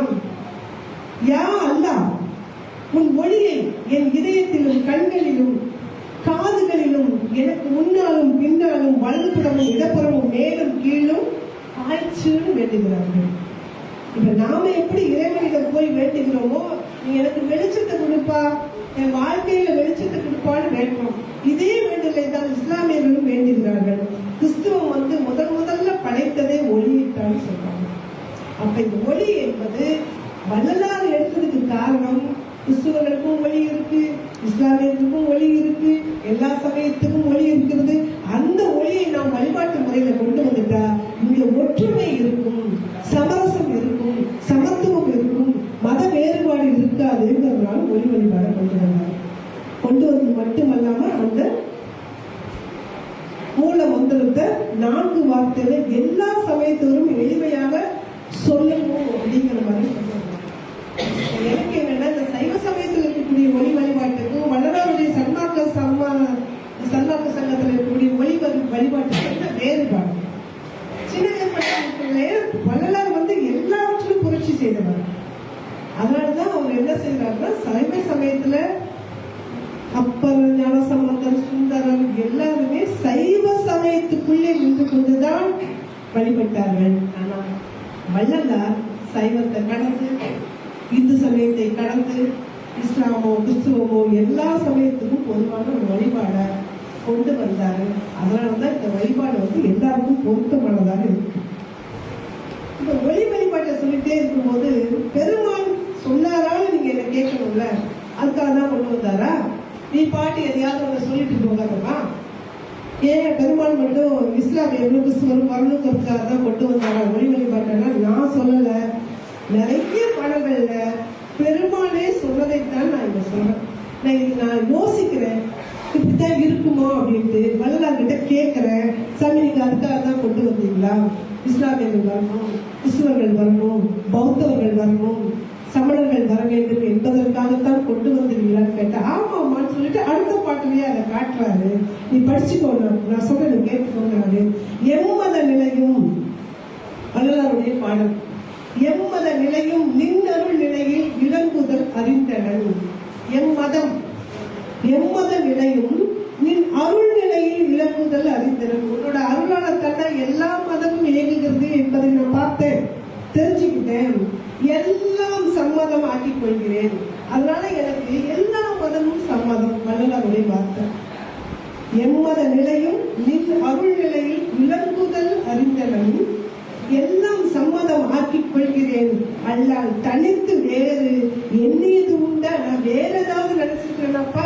இல்லையப்பா, எல்லா மதமும் உன்னோட அருளால்தான் நடக்குதுன்னு எனக்கு தெரியுது. அதனால நான் உன்னை வணங்குறேன் என்று அருட்பெரும் ஜோதியை சொல்றாரு. இன்னும் கொஞ்சம் தெளிவா அந்த பாட்டுல சொல்றாரு. சாதி சமயம் எல்லாமே உங்களுக்கு தெரிஞ்சதுதான். சாதி சமய சரக்கெல்லாம் அற்றது, சன்மார்க்க ஞான சபை நிலை பெற்றதுங்கிறாங்க. சன்மார்க்க ஞான சபையை நான் கொண்டு வந்துட்டேன். இதுல சாதி சமயம் எதுவுமே இல்லை, இது நிலை பெற்ற சங்கம், எல்லா சமயத்திற்கான பொது சங்கம்னு சொல்றாங்க. திரும்ப திரும்ப நம்ம எவ்வளவு சிந்திச்சு பார்த்தாலும் சமயம் கடந்த ஒரு வழிபாட்டு முறைய, சமயம் கடந்த ஒரு மானுட நேயத்தை முதல்ல தமிழ்நாட்டுல ஆன்மீகத்துக்குள்ள கொண்டு வந்தது யாருன்னு சொன்னா வள்ளலாரை தவிர வேற யாரை சொல்ல முடியும்? இதை உணர்ந்தாதான் நமக்கு சொல்ல முடியும். ஏதாவது நான் சொல்றதுனால மட்டும் நீங்க கேட்க முடியாது. நிறைய ஜோதி அகவல்ல சொல்லுவாரு, சமயம் கடந்த தனிப்பொருள் வெளியாய் அமையும் திருச்சபை அருட்பெரும் ஜோதி. எல்லா சமயத்துக்கும் வணங்க முடியும். சமயம் கடந்த தனி பொருள் வெளியாய் அமையும் திருச்சபை அருட்பெரும் ஜோதி. சாதியும் சமயமும் மதமும் காணா ஆதி அனாதியாம் அருட்பெரும் ஜோதி. அவனுக்கு ஏன் சாதி சமயம்? எப்போது வந்தது மொழி? எங்கிருந்து வந்தது மொழி? யாருக்கும் தெரியாது. அப்படி எங்கிருந்தோ வந்த எப்போதோ வந்த மொழிக்கு ஏது சாதி சமயம்? யார் கொண்டு வந்தாங்க சாதியும் சமயத்தையும்? ரொம்ப அழகா புதுமை பித்தன் அவர்கள்லாம் கடவுள் மறுப்பாளர் தான். ஆனாலும் கூட அற்புதமான கருத்துக்களை சொல்லுவார். இந்த உலகத்துல எல்லாவற்றையும் படைத்தது இறைவன், அதுக்கு பேர் வச்சது நாம. மனுஷனை படைச்சது இறைவன், ஆனா மனுஷனுக்குள்ள பல வகையாக பிரித்து கொண்டு நீ அந்த சாதி, நான் இந்த சாதி, நீ அந்த மதம், நான் இந்த மதம், நம்மை நாம் பாகுபடுத்திக் கொண்டது நாம தான். கடவுள் சாதியோட படைக்கல. பிறக்கும் போது எங்கேயாவது சாதியோட பிறந்திருக்கோமா? நம்ம எந்த குழந்தையும் அப்படி பிறக்கவில்லை. அது அழகா சொல்லுவாரு, சாதியும் சமயமும் மதமும் காணா ஆதி அனாதியாம் அருட்பெரும் ஜோதி. ஆதி அனாதி, ஆதியில தோன்றிய ஜோதி. முதல்ல தோன்றியது ஒளிதான். அந்த ஒளிக்கு எந்த சாதியும் மதமும் கிடையாது. சாதியும் சமயம் வரிசையா எழுதுறாங்க, நிறைய எழுதுறாரு. அவங்க 4-5 தான் உங்களுக்கு கொண்டு வந்திருக்கேன். சாதியும் சமயமும் மதமும் பொய்யன ஆதியில் உணர்த்தி அனுப்பியிருக்கிறார். வல்லபெருமானுக்கு அவர் வழக்கத்துக்கு அந்த கடவுள் வழிபாட்டுக்குள்ள போகும்போதே சின்ன வயசுலயே இதெல்லாம் பொய்ன்னு சொல்லி இறைவன் உணர்த்திட்டாரு. அதோட இன்னொரு முக்கியமா சொல்லுவாரு, இறைவன் கடியே அவர் வேண்டுதல் வைக்கிறாரு. இந்த சாதி சமயம்லாம் எதை பொறுத்தது? இந்த ஆன்மாவுக்கு இருக்கா? இன்னைக்கு என்னுடைய ஆன்மால என்னுடைய உடல்ல இருக்கு, நாளைக்கு இது எந்த நாயோட உடல்ல இருக்குன்னு தெரியாது. அதனால இது அந்த நாய்க்கு எந்த சாதி தெரியும் நமக்கு. அதனால அவர் சொல்றாரு, கடவுள்கிட்ட வேண்டுகின்றார், நீ இந்த மனுஷங்களுக்கு எல்லாம் சொல்லி கொடுப்பா. இந்த சாதி சமயம் என்பது எல்லாமே நாயின்னு பேர் வைக்கிறோம், பூனைன்னு பேர் வைக்கிறோம், மனிதன்னு பேர் வைக்கிறோம், பறவை என்று பேர் வைக்கின்றோம். இது எல்லாமே இந்த உடலுக்கு தான். அதுக்குள்ளே இருக்கக்கூடிய ஆன்மாவுக்கு ஒரு பேரும் கிடையாது. அதனாலதான் சொல்றாரு, எம் குலம் எம் இனம் என்பது 96 அங்குலம் என்று உரை அருட்பெரும் ஜோதி. அதை எல்லாருக்கும், எல்லா மனுஷனுக்கும் அதை சொல்லி கொடுக்கணும். இது எல்லாமே இந்த உடம்புக்கு தான். அழிய போகின்ற இந்த உடம்புக்கு தான் நம்ம இத்தனை பெயர்களை வைத்துக் கொண்டு அடைந்து கொண்டிருக்கிறோம். ஆனா உள்ளே இருக்கக்கூடிய ஆன்மா மாறி மாறி மாறி பயணம் செய்யக்கூடியது. பெருமான் ஐயோ அந்த குடியிருக்கக்கூடிய வீட்டை பத்தி சொல்லுவார். ஆன்மா எப்படிலாம் குடியிருக்குதுங்கிறது எனக்கு அவ்வளவு நேரம் இப்ப இல்லைன்னு நினைக்கிறேன். ஏன்னா நான் இன்னும் சொல்ல வேண்டியது நிறைய இருக்கு. இதை சொல்லிட்டு வரும்போது இந்த புரட்சின்னு ஏன் வள்ளலார நம்ம சொல்லுகிறோம், ஏன் புரட்சின்னு பேசுறோம் வள்ளலார அப்படின்னா, நீங்க சகஸ்ரநாமம்னு சொல்லுவாங்க மற்றதுல, விஷ்ணு சகஸ்ரநாமம், லலிதா சகஸ்ரநாமம், இதெல்லாம் பாத்தீங்கன்னா 1000 முறை நாமங்களை சொல்லுவது. அந்த கிருஷ்ணனுடைய நாமத்தையோ இல்ல விஷ்ணுடைய நாமத்தையோ இல்ல சிவ அம்பிகையுடைய நாமத்தையோ 1000 முறை சொல்லுவதற்கு சகஸ்ரநாமம் பேரு. நம்ம அருட்பெரும் ஜோதி 1000 முறை சொல்றோமா? சொல்றதில்ல. ஒரு முறை சொல்லும் போதே முழுங்கி மென்னு அதை வெட்கப்பட்டு சொல்லணுமான்னு யோசிச்சு அப்படித்தானே பேசிக்கொண்டிருக்கிறோம். ஆனா அகவலை நீங்கள் ஒரு முறை பாராயணம் செய்தால் சகஸ்ரநாமம் சொன்ன புண்ணியம் இருக்கு. அதுல அத்தனையே அருட்பெரும் ஜோதி அதை எழுதி வச்சிருக்காரு. அதுல ரொம்ப அதுலயே அவர் புரட்சி செய்தாரு. நீங்க பாத்தீங்கன்னா அகவல் பால் ஒரு தமிழ் இலக்கிய வகையில உண்டு. அகவல் பால்னா அதிகபட்சமா இத்தனை அடிகள்லாம் எழுதவே முடியாது. இவரு 1596 அடிகள்ல அருட்பெரும் ஜோதி அகவலை எழுதுறாரு. ஒவ்வொரு அடியிலும் அருட்பெரும் ஜோதி, அருட்பெரும் ஜோதி, அருட்பெரும் ஜோதி, அருட்பெரும் ஜோதி நீங்க சொல்லிக்கிட்டே இருந்தீங்கன்னா சகஸ்ரநாமம் சொன்ன புண்ணியம் அதுக்குள்ள இருக்கு. அந்த வகையிலும் கூட வள்ளலார் புரட்சியாளர். 2 வகையில 4 வார்த்தைகள்ல மூல மந்திரத்தை சொன்ன வள்ளல் பெருமானார், நீங்க 1,00,000 முறை சொல்லணுமா 1000 முறை சொல்லணுமா அகவலை படிங்க என்று ஒரு அகவலை எழுதி கொடுத்தார் பாருங்க. இதை விட ஒரு மனுஷன் பாராயணம் செய்வதற்காக எதை செய்து கொண்டு போக முடியுட்டாங்க. இதுலயே பாத்தீங்கன்னா அந்த அகவல்ங்கிற அந்த செவில் மரபிலேயே இல்லாத ஒரு புது மரபை கொண்டு புரட்சி செஞ்சார் வள்ளலார். விஷயம் நம்ம பேசிக்கிட்டே இருக்கும்போது இந்த தகர விளக்குன்னு ஒண்ணு சொல்றாங்க. அது ஏன் எல்லாருக்கும் தெரியும். தகர ஆலயம், இந்த ஆலயத்தை சொல்லுவாங்க, குடலையும் ஆலயம் என்றுதான் சொல்லுவாங்க. இது வந்து தகர ஆலயம்னு சொல்லுவாங்க. இதுல நான் ரொம்ப ரொம்ப யோசிச்சது என்னன்னா, எவ்வளவு எளிமையாக வழிபாட்டு முறையை அவங்க கையில கொண்டு வந்து கொடுக்க முடியுமோ அப்படி எளிமையா கொடுத்தாரு வள்ளலார். தங்க விளக்கு ஏத்தலாம், வெள்ளி விளக்கு ஏத்தலாம், பெருசா விட்டு விளக்கு ஏத்தலாம். அதெல்லாம் இப்ப ரொம்ப பெருமை. ஏன்னா வந்து தங்கம் விற்கிற விலையில இல்ல வெள்ளி வைக்கக்கூடிய விலையில அப்படிலாம் ஏத்திட முடியுமா? எப்போதும் நிலையாக இருப்பதற்காக ஒரு தகர விளக்கு ஏத்துங்க. அதை கண்ணாடிக்குள்ள ஒரு சாதாரண மண் வெட்டி அதை மண் சட்டி அதை தகர விளக்குக்குள்ள ஏத்துங்கன்னு சொல்றாங்க. இந்த ஆலயம் வந்து இதுவும் அழியக்கூடியதுதான். இந்த ஆலயத்துக்கு தான் ஒரு உருவகமா சொல்றாரு. இந்த விளக்கு என்பது இந்த உடல், எல்லாருக்கும் தெரியும். விளக்கு என்பது உடல், திரிங்கிறது தான் மனசு.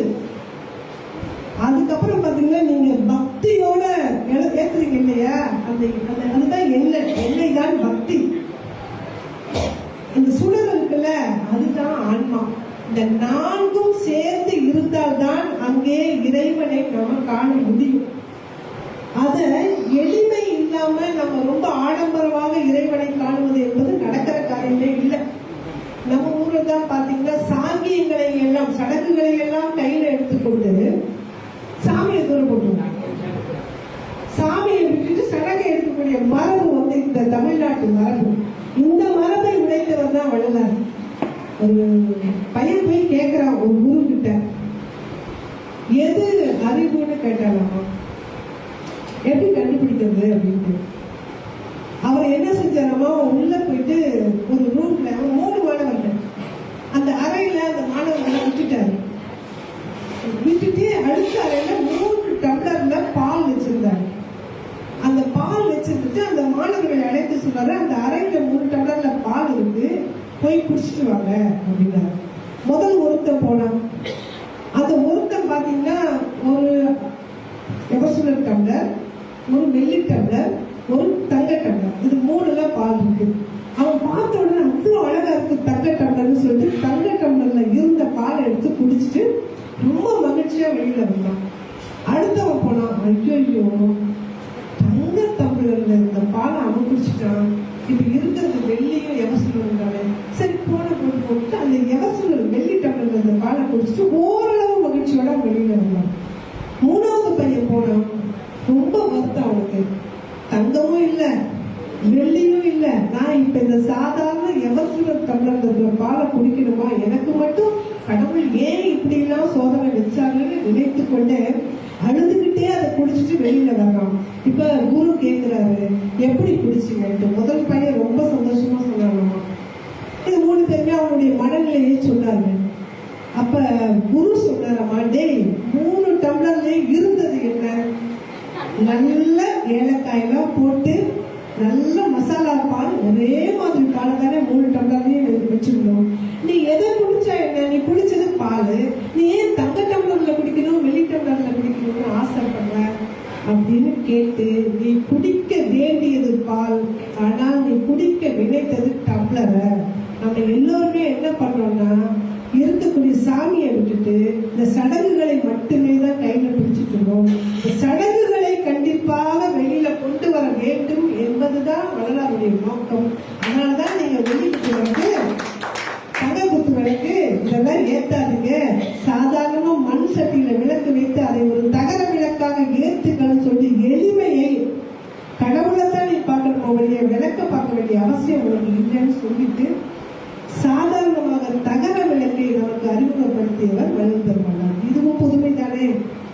எந்த பொருளையாவது இந்த மாதிரியான விளக்கு, இந்த கண்ணாடி பெட்டிக்குள்ள ஒரு விளக்க வச்சு எந்த ஆலயத்திலும் கிடையாது. பெரிய பெரிய அளவுல தங்க குத்து விளக்கு வச்சுதான் ஏற்றிட்டு இருக்கிறாங்க. இப்ப இத்தனை அனுபவங்களையும் சும்மா சொல்லிட்டா மட்டுமே நமக்கு தெரியுமா? ஏன்னா நான் கொடுத்திருக்கிற தலைப்புக்கு நம்ம போகவே இல்லை. இன்னும் போதை உணர்வரும் ஜோதி, இதையெல்லாம் நான் சொல்லுவதால மட்டுமே உங்களால உணர முடியுமா? எனக்கு ஒரு வகையான அனுபவம் இருக்கும், உங்களுக்கு எல்லாம் ஒரு வகையான அனுபவம் இருக்கும். ஒரே இனிப்பு தான் எனக்கு பிடிச்சு நான் சாப்பிடுவேன், இந்த இனிப்பு ரொம்ப நல்லா இருக்குது. சில பேருக்கு இனிப்பே பிடிக்காது, இது நல்லா இல்லைன்னு சொல்லுவாங்க. அப்ப அந்த சுவையிலும் கூட வெவ்வேறு வகையான அனுபவங்கள் நமக்கு கிடைக்கும். இந்த அனுபவத்தை நான் சொன்னதுனால மட்டுமே நீங்க எடுத்துக்க முடியுமா?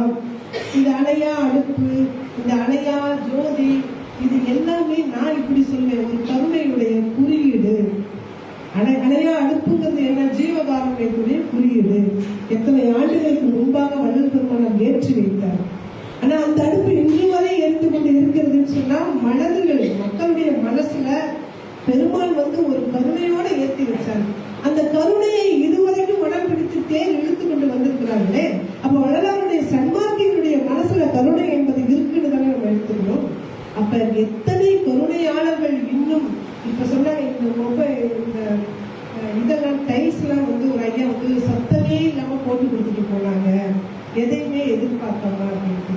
அப்படித்தானே ஒவ்வொருவரும் வள்ளலாருக்கு சத்தமே இல்லாமல் எதையாவது செய்யணும். ஆனா வள்ளலாருக்கு செய்வதில்லை. வள்ளலாருக்கு செய்வது எல்லாமே இந்த ஆன்மீகத்துக்கு, இந்த ஆன்மாக்களுக்கு, இருக்கக்கூடிய மக்களுக்கு செய்து கொண்டிருக்கிறாங்க இல்லையா? அதனாலதான் நான் நினைக்கிறேன், இந்த அணையாத அடுப்பு என்பது தொடர்ச்சியாக இவ்வளவு ஆண்டு வருவது என்பதற்கு எது அடிப்படைன்னு சொன்னா அது ஒரு குறியீடு. அது ஜீவகாருண்யத்துடைய மக்களுடைய மனசுல இருக்கக்கூடிய கருணையுடைய குறியீடாகத்தான் தொடர்ந்து நடந்துச்சு. அதே போலதான் அந்த தகர விளக்கு ஜோதி வழிபாடு என்பதும் சமத்துவத்தை பேணுகின்ற அத்தனை பேர் இந்த ஜோதி வழிபாடுகளை வந்துருவாங்க. இந்த சிவன், விஷ்ணு இது எல்லாம் இருக்கும் நமக்குள்ளே இருக்கலாம். அதை கடந்து இதுக்குள்ள நம்ம வரணும் அப்படின்னா அனுபவம் தானே இதுக்கெல்லாம் சொல்லிக் கொடுக்கணும். அனுபவம்னா எப்படி சொல்லிக் கொடுக்க முடியும்? நான் பெறுகின்ற வள்ளலாரிடம் நான் பெறுகின்ற அதே அனுபவத்தை நீங்கள் பெற முடியாது. நீங்கள் பெறுகின்ற மாணிக்கவையா பெறுகின்ற அனுபவத்தை நான் பெற முடியாது. ஒவ்வொருவருக்கும் ஒரு வகையான அனுபவம் இருக்கும். ஒரே ஒரு சின்ன விஷயத்தை சொல்லி நான் நிறைவு செய்யறேன். ரொம்ப நேரம் முடிச்சு நான் நினைக்கிறேன். நாவுக்கரசருடைய பாடல்களை சொன்னேன். ஐயா பேசும்போது சொன்னாங்க, கார்ல பயணம் செஞ்சோம், கார் கிளம்பல. அது அலுவலகத்துக்கு போகும்போது கார் கிளம்புகிறது, ஆனா ஆலயத்துக்கு போகும்போது கார் கிளம்பல அப்படின்னு சொன்னாங்க. நாவுக்கரசருக்கு அப்படிப்பட்ட அனுபவம் உண்டு. இங்கே இருந்து அவர் போறாரு, எங்க கைலாயத்துக்கு போறாரு. வயசாச்சு அவருக்கு, கிட்டத்தட்ட அவர் 90 வயது இருப்பாரு. போயிட்டாரு, கைலாய மலைக்கு கீழே போய் நிக்கிறாரு. அதுக்கு மேல ஏற முடியல, கை கால எல்லாம் தேய்ச்சி ஏற முடியல. வேண்டிக்கிறாரு இறைவன்கிட்ட, அப்பா இதுக்கு மேல என்னால ஏற முடியல, நீங்க எனக்கு காட்சி கொடுன்னு சொல்லி வேண்டுறாரு. சிவபெருமான் சொல்றாரு, நீ திருவையாருக்கு வா, அங்க உனக்கு காட்சி கொடுக்குறேங்கிறார். நீங்க யோசிச்சு பாருங்க, மலை அடிவாரத்துல இருந்து மலை மேல போறது பக்கமா, இல்ல இமய கைலாயத்துல இருந்து திருவையாருக்கு வருவது பக்கமா? எப்படி சோதிக்கிறான்னு பாருங்க கடவுள். அந்த சோதனைக்கு என்ன காரணம்னு நான் சீரியஸ் ஐயாக்கிட்ட தான் கேட்பேன். எதுக்கு அவர் சோதிக்கணும் அவ்வளவு அப்படின்னா, அவர் வேற சமயத்துக்கு போயிட்டு வந்தாரு, அதனால அந்த சோதனையை இன்னொன்னு கொடுத்தாரு. அவர் திருமணம் ஆகாதவர். நம்ம இந்து சமய தமிழர்களுடைய முறையில் என்ன அப்படின்னா, திருமணத்துக்கு பிறகுதான் துறவு. ஆனா அவர் திருமணமே செய்து கொள்ளாமல் துறவுக்கு போயிட்டவர். அங்க திருவையாருக்கு வான்னு சொல்லிட்டு அங்கே அம்மையும் அத்தனுமாக நின்று காட்சியை கொடுத்தாருன்னு சொல்லுவார் அவர். இதெல்லாம் அனுபவங்கள் தான், நம்ம கேட்கக்கூடிய அனுபவம். நாவுக்கரசருக்கு அப்படிப்பட்ட அனுபவம் தான் கிடைச்சது. அவர் சமண சமயத்துக்கு போயிட்டாரு. சமண சமயத்துல இருக்கிறாரு, தீராத வயிற்று வலி, எல்லாருமே தெரிஞ்ச கதை தான். இந்த தீராத வயிற்று வலி வரும்போது அவருடைய அக்கா திலகவதியார் சைவத்தில் இருக்கிறாங்க. அவங்க என்ன பண்ணாங்க, ஒரு திருநூரை போய் பூசி விட்டுட்டு ஒரு பதிகத்தை பாடிவிட்டாங்க. வயிற்று வழியில அவ்வளவு துடிச்சு அந்த நாவுக்கரசருக்கு சரியா போச்சு. நமக்கு போகுமா அப்படின்னா, எனக்கு அந்த அனுபவம் வந்தாதான் தெரியும். அவருக்கு அந்த அனுபவம் வந்தது மீண்டும் சைவத்துக்கு வர்றாரு. சைவத்துக்கு வந்ததுக்கு அப்புறம் தான் கூட்டுறாயின வாறு பாடலை எழுதுகின்றார். அந்த பாட்டை நம்ம இப்ப பாடினாலும் கூட நமக்கு நோய் தீரும் என்பது நம்முடைய ஐதீகம். நோய் யாருக்காவது இருக்கு அப்படின்னா அந்த 10 பதிவுகளை பாடினா நமக்கு வழி இல்லாமல் நம்ம இருக்கிறோம் அப்படிங்கிறது ஐதீகம். இன்னொரு விஷயம், இந்த நாவுக்கரசனுடைய இந்த சமயத்துக்கு வருவதற்கும் இந்த வழிபாட்டுக்கு வருவதற்கும் கூட அவருடைய உடல் சார்ந்த அனுபவம் தான் காரணமா இருக்குது. சொல்லியிருந்தா வந்திருக்க மாட்டேங்குது. அவங்க அக்கா திலகவதியார் தொடர்ந்து சைவத்துக்கு வான்னு அழைத்துக் கொண்டே இருந்தாரு. முடியவே முடியாதுன்னு சமணத்துல இருந்தவர் இங்க வரணும் அப்படிங்கிற போது அவருக்கு ஏற்பட்ட அனுபவம் தான் அவரை சைவத்துக்கு அழைத்துக் கொண்டாரு. ஐயா வந்தபோது கவியரசர் கண்ணதாசன் பத்தி ஒரு விஷயத்த சொன்னாங்க. எப்படி பொது அனுபவத்தின் மூலமாக பாடல் அப்படின்னு சொன்னாங்க. நீங்க சொன்ன உடனே எனக்கு இன்னொன்றும் நினைவுக்கு வருது. கண்ணதாசனுக்கு எல்லாருக்கும் தெரியும், அவர் நாத்திகவாதி. நாத்திகத்துலதான் இருந்தார். அண்ணாவோட பழக்கம், பெரியாரோட பழக்கம், முத்தமிழர் கலைஞரோட பழக்கம், எம்ஜிஆரோடவும் பழக்கம். எல்லாருமே நாத்திகவாதிகள் தான். அவரோட தான் கண்ணதாசன் பழகி கொண்டு இருந்தாரு. முழுக்க முழுக்க நாத்திகவாதியா இருந்தாரு. ஒரு முறை சாண்டோ சின்னப்ப தேவர், அவர் தயாரிப்பாளர், அவரும் கண்ணதாசனும் ஏதோ ஒரு பட வேலையாக கார்ல போயிட்டு இருக்கிறாங்க. அப்படி போய்கொண்டு இருக்கும் போது ஒரு ஆக்சிடென்ட் நடந்தது, விபத்து.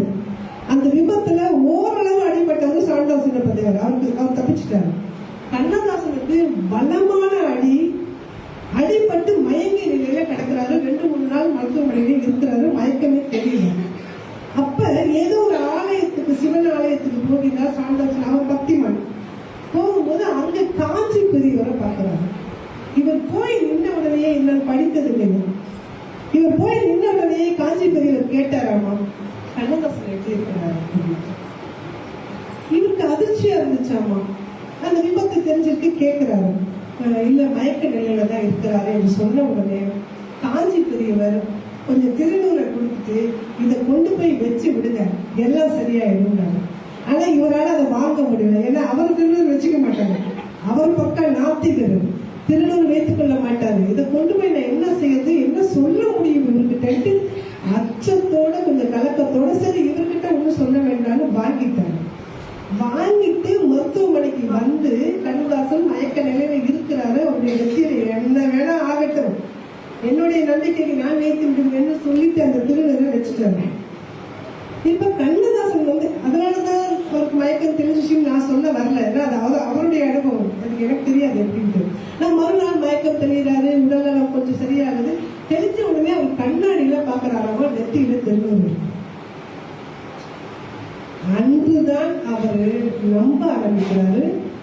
ஆத்திகத்துக்கு வருகின்றார். வந்துட்டு அர்த்தமுள்ள இந்து மதம் என்ற நூல் எப்படி நமக்கு கிடைத்ததுன்னு சொன்னா, காஞ்சி பெரியவர் அவருக்கு வைத்து விட்ட, அவர் கொடுத்து அனுப்பிய திருநூறு, அதன் மூலமாக அவருக்கு உடல்நலம் சரியானது. அன்றுதான் அவர் தொடங்குறாரு, அர்த்தமுள்ள இந்து மதத்தை நான் எழுத வேண்டும்னு தொடங்குறாருங்கிறது வரலாறு. எல்லா நூல்களையும் எழுதியிருக்கும். கண்ணதாசன் நாத்திகத்துல இருந்து எப்படி ஆத்திகமாக மாறினார் அப்படிங்கறத ரொம்ப அழகா எழுதியிருப்பாங்க. அப்படி மாறின கண்ணதாசன் எழுதுவாரு. நான் நிறைவாக முடிச்சிடுறேன். அவர் தான் சொல்லுவாரு, இந்த கடவுள் இதெல்லாம் கண்ணதாசன் சொன்னாலும் நான் எடுத்துக்க மாட்டேன், காஞ்சி பெரியவரே சொன்னாலும் நான் எடுத்துக்கொள்ள மாட்டேன். அவரவர்களுடைய அனுபவத்தின் மூலமாகத்தான் அவரவர்கள் இறைவனை அடைய முடியும், பார்க்க முடியும், இறைவனை நினைக்க முடியும். எல்லாருக்கும் ஒரு அனுபவம் இருக்கும். அந்த அனுபவத்தை பத்தி கண்ணதாசன் சொன்ன ஒரே ஒரு கவிதையோடு நான் நிறைவு செய்கின்றேன். கண்ணதாசன் போய் கடவுள் கிட்ட கேட்கிறாங்க. ஏன்னா அவர் அப்புறம் கடல் பாடல்கள் நிறைய எழுத ஆரம்பிச்சாரு. அவ்வளவு அவர் கிறிஸ்தவத்துக்கும் எழுதுறாரு, இந்து சமயத்துக்கும் எழுதுறாரு. அவர் போய் இறைவன் கிட்ட கேட்கிறாரு, பிறப்பின் வருவது யாதென கேட்கு, பிறந்தா என்ன கிடைக்கும்? உடனே அவர் சொல்றாரா, கடவுள் பிறந்து பாருன கடவுள் படித்தான், பிறப்பின் வருவது யாதென கேட்டேன், பிறந்து பாருன கடவுள் படித்தான், படிப்பென சொல்வது யாதென கேட்டேன், படித்து பாருன கடவுள் படித்தான், அறிவென படுவது யாதென கேட்டேன். எதுப்பா அறிவுன்னு கேட்டாரு. அறிந்து பாருன கடவுள் படித்தான், பாசம் என்பது எது என கேட்டேன். பாசம்னா என்ன? வழங்கி பாருன இறைவன் படித்தான், மனையால் சுகம் என்பது எது என கேட்டேன். மணந்து பாருன இறைவன் படித்தான். கல்யாணம் பண்ணிக்க அப்பதான தெரிவித்தாரு. மனையால் சுகம் எப்படி இருக்குன்னு போய் கடவுள் கிட்ட கேட்டா, கல்யாணம் பண்ணி பார்த்துக்கிட்டாரு. அவர் எப்படி சொல்ல முடியும்? அது மணந்து பாருன இறைவன் படித்தான், பிள்ளை என்பது யாதென கேட்டேன், பெற்று பாருன இறைவன் படித்தான். பிள்ளை எப்படி இருக்குன்னு கேட்டா, நீ பெற்று பாருன அப்பதான தெரிவித்தாரு. முதுமை என்பது யாதென கேட்டேன், முதிர்ந்து பாருன இறைவன் படித்தான். நீ வயசாய் பாரு, முதுமையோட இருந்து பாரு, அப்ப தெரியும் சொன்னாரு. வறுமை என்பது யாதென கேட்டேன், வாடிப்பார். வறுமைன்னா வாடணும். வறுமை என்பது யாதென கேட்டேன், வாடி பாருன இறைவன் படித்தான். இறப்பின் பின்னது எது என கேட்டேன். செத்து போயிட்டேன் அப்படின்னா பின்னாடி அடுத்தது என்ன அப்படின்னு கேட்கிறாரு. இறப்பின் பின்னது யாதென கேட்டேன், இறந்து பாருன இறைவன் படித்தான். செத்து போயிருக்காரு. செத்ததுக்கு அப்புறம் எப்படி நான் தெரிஞ்சுக்கிறது? நானே செத்துட்டேன்.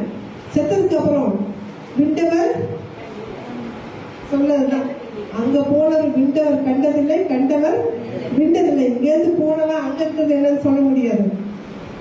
அப்ப இவர் கேட்கிறாரு, இறப்பின் பின்னது யாதனை கேட்டேன், இறந்து பாருங்க இறைவன் படித்தான். இப்ப கோவம் வந்துருச்சு கண்ணதாசனுக்கு. எல்லாத்தையும் நானே பார்த்து பார்த்து பார்த்து பார்த்து தெரிஞ்சுக்கிறேன், நீங்க என்ன கடவுள், உனக்கு கடவுள் பேரு அப்படின்னு கேட்டாராமா. அனுபவித்தே தான் அறிவது அறிவெனில் ஆண்டவனே நீ ஏன் என கேட்டேன். அப்புறம் நீ ஏன் ஆண்டவன் கேட்ட போது ஆண்டவன் சற்றே அறிவு வந்து அனுபவம் என்பதே நான் தான் என்றார். ஆண்டவன் சற்றே அருகில் வந்து அனுபவம் என்பதை நான் தான் சொன்னார். அருட்பெரும் ஜோதி அனுபவமும் அப்படித்தான். இறைவன் எப்படி இருப்பான், சிவன் எப்படி இருப்பான், ஜோதி எப்படி இருக்கும், அந்த ஜோதியை எப்படி நம்முடைய அனுபவத்தாலேனா பாரதியார் சொல்லுவார், தீக்குள் விரலை வைத்தால் நந்தலாலா இந்த தீண்டும் இன்பம் தோணுதையை நந்தலாலா பாருங்க. தீனா சுடும்னு நாம் நினைச்சிட்டு இருப்போம். ஆனால் அருட்பெரும் ஜோதி என்பது சுடக்கூடிய தெய்வம் அல்ல. அது ஜீவகாருண்யத்தை, கருணையை, தயவை, உயிர் இரக்கத்தை இத்தனை பேருடைய மனசுல வளர்த்து கொண்டு இருக்கக்கூடிய அந்த அருட்பெரும் ஜோதி ஆண்டவருடைய அனுபவத்தை அவரவர்கள் அறிந்தால் மட்டும்தான், அவரவர்கள் உணர்ந்தால் மட்டும்தான், அவரவர்கள் அனுபவித்தால் மட்டும்தான் அந்த உண்மையை, அந்த எளிமையை, அந்த கருணையை, அந்த அன்பை, அந்த பாசத்தை எல்லாத்தையுமே நம்மளால புரிஞ்சுக்க முடியும். அத நீங்க எல்லாரும் புரிஞ்சுக்கணும், நானும் புரிஞ்சுக்கணும். அந்த அறிவை ஞான சபை தான் நமக்கு தரும். அதனாலதான் ஞானம்னு வச்சாரு. அறிவை கொண்டு நம்ம அந்த ஞானத்தை பெறணும், அறிவை கொண்டு ஞானத்தை பெறணும். சின்னதா ஒரே ஒரு விஷயத்தை சொல்லி நான் நிறைவு செய்வேன். இந்த அறிவை கொண்டு எப்படி ஞானத்தை பெறுவது அப்படின்னு சொன்னா, இந்த நம்ம தயவுல இருக்கும் போது, கருணையில இருக்கும் போது மனம் அடங்கிய நிலையில இருக்கும். மனம் அடங்கிய நிலையில இருக்கும்னு சொன்னா, இது அருணகிரிநாதர் சொன்ன ஒரே ஒரு விஷயத்தை தான் சொல்றேன். பாடல் கூட நான் சொல்லல. அவர் சொல்லுவாரு, நம்மளோட இதுல தயவுல இருக்கும்போது எப்படி இருக்கும்னா, அறிவற்று அறிவு, அதாவது அறியாமையும் அற்ற ஒரு நிலையும் வரும். தயவுல, கருணையில, தியானத்துல சும்மா இருக்கக்கூடிய சுகம் எப்படி இருக்கும்னா, அறிவற்று அறியாமையும் அற்றது வரும். நான் யோசிச்சு பாக்குறேன், அறிவு இருந்தா அறியாம இருக்காது, அறியாம இருந்தா அறிவு இருக்காது. இது ரெண்டும் எப்படி இருக்கும்னு நம்ம யோசித்து பார்க்கிறோம். இதுதான் ஒரு புதிய அனுபவம். நம்ம இதுல படகுல நம்ம போறோம், கரையை கடக்கணும்னு சொன்னா படகுல போவோம். கரையை கடந்துட்டோம்னா அந்த படகு நமக்கு இருக்கு, தூக்கி போட்டுருவோம். அது மாதிரிதான் அறிவு. நமக்கு இறைவனை அடையும் வரை அறிவு தேவை. அடைந்த பிறகு ஞானம் நம்ம கிட்ட வந்துடும். இந்த ஞானத்தின் பயனாக இன்னும் ஒரு எடுத்துக்காட்டு நான் அழகா சொல்லணும்னா, இந்த மேடையில் சொல்லியிருப்பேன்னு நினைக்கிறேன். வீடு குப்பையா இருக்கு. குப்பையா இருக்கக்கூடிய வீடு நம்ம என்ன செய்வோம்? பெருக்குவோம். எதாவது பெருக்குவோம்? தொடப்பத்தால பெருக்குவோம், விளக்குமாத்தால பெருக்குவோம், புருஷிக்கால பெருக்குவோம், எதை வேணா பேர் வச்சுக்கலாம். பெருக்கிறதுக்கு அப்புறம் அந்த தொடப்பத்தை என்ன பண்ணுவோம்? இதுதான் எங்க வீட்டில் பெருக்கிய விடப்பம், இதை நான் கையிலே வைத்துக் கொண்டு இருப்பேன் வச்சுட்டு இருப்போமா? தூக்கி தூரமா ஒரு மூலையில போட்டுருவோம். தொடப்பத்துக்கான இடம் மூளை. அறிவு அப்படித்தான். அறிவை கொண்டு இறைவனை அடையணும். இறைவனை பார்த்த பிறகு என்னிடம் அறிவு இருக்கிறது என்ற ஆணவத்தோடு இல்லாம, இறைவனை அனுபவிக்கக்கூடிய அனுபவத்தை மட்டும் கையில் எடுத்துக்கொண்டு அந்த தொடப்பத்தை, அந்த அறிவாகிய தொடப்பத்தை தூரம் போட்டுட்டு ஞானத்தை கையில் எடுத்துக்கிறோம். ஞானம் என்பதுதான் இறை பக்தி என்று சொல்லி, அந்த இறை பக்தியை அனுபவப்பட வாழ்க்கையையும் சொல்லி, இந்த வாய்ப்புக்கு நன்றியை சொல்லி விடைபெறுகிறேன். நன்றி. அம்மா அவங்க கடைசியா அறிவையும் அனுபவத்தையும் ஒப்பிட்டு சொன்னாங்க. அறிவுக்கும் ஞானத்துக்கும் என்ன வேறுபாடு அப்படின்றதெல்லாம் சொன்னாங்க.